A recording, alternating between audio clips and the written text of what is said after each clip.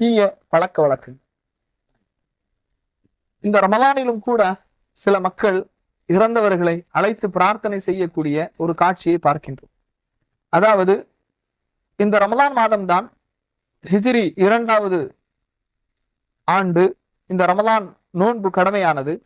இதே ஹிஜ்ரி 2ஆம் ஆண்டில்தான் பத்ர் போர் நடைபெற்றது. இந்த பத்ர் போரை காரணமாக வைத்து பத்ர் மௌலூத் என்ற ஒரு மௌலூதை இன்றைக்கு பல பள்ளிவாசல்களிலும் பாடி வருவதை நாம் என்ன செய்கின்றோம், பார்க்கிறோம். பத்ரிலே ஷஹீதான சஹாபாக்களை அழைத்து பிரார்த்தனை செய்வது, மௌலூது கிதாபுகளிலே உள்ள அந்த வாசகங்களை படித்து அல்லாஹுவை மட்டும் அழைத்து பிரார்த்தனை செய்ய வேண்டிய பள்ளிவாசலில் அல்லாஹு தாலா திருமறை குர்ஆனிலே சொல்கின்றான், பள்ளிவாசல்கள் யாவும் அல்லாஹ்வுக்குரியது. அந்த பள்ளிவாசல்களில் அல்லாஹுவை விடுத்து வேறு யாரும் நீங்கள் அழைத்து பிரார்த்தனை செய்யாதீர்கள் என்று அல்லாஹு தாலா சொல்கின்றான்.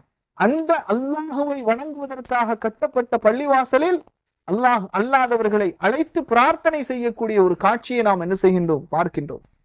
அந்த பள்ளிவாசலில் அமர்ந்து கொண்டு அந்த கஃபாருல் ஹதாயா வஸ்ஸுனூபி மௌபிகாத்தி, அழித்தொழிக்கக்கூடிய பாவங்களையும் மன்னிக்கக்கூடியவர் நபியே நீங்கள் தான் என்று அல்லாஹுடைய தூதரை அழைத்து பிரார்த்தனை செய்யக்கூடிய ஒரு காட்சியை பார்க்கின்றோம்.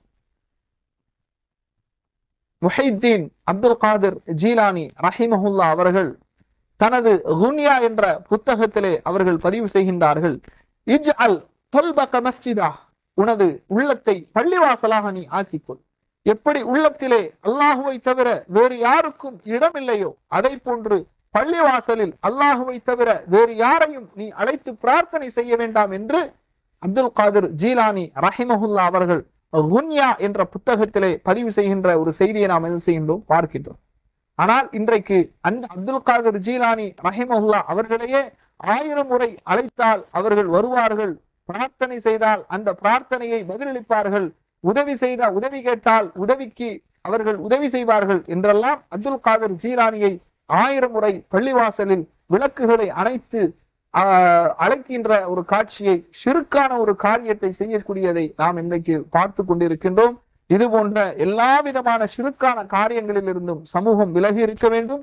ஷிர்கான ஒரு செயலை நீங்கள் செய்து விட்டீர்கள் என்று சொன்னால் நீங்கள் நோக்கின்ற நோன்பு, அந்த நோன்பிலே அந்த ரமலானுடைய மாதத்திலே நீங்கள் இரவிலே நின்று தொழுகின்ற அந்த தொழுகை, நீங்கள் செய்கின்ற எல்லா இபாதத்துகளையும் அல்லாஹு தாலா மறுமையிலே மன்சூரா, பரத்தப்பட்ட புலிதுகளாக ஆக்கி விடுவான். எனவே நீங்கள் அல்லாஹ்வுக்கு இணை வைக்காமல் இணை வைக்கின்ற அந்த மாபாதக செயலிலிருந்து உங்களை பாதுகாத்துக் கொள்ள வேண்டும் என்றும் இந்த நேரத்திலே நான் கேட்டுக்கொள்கின்றேன்.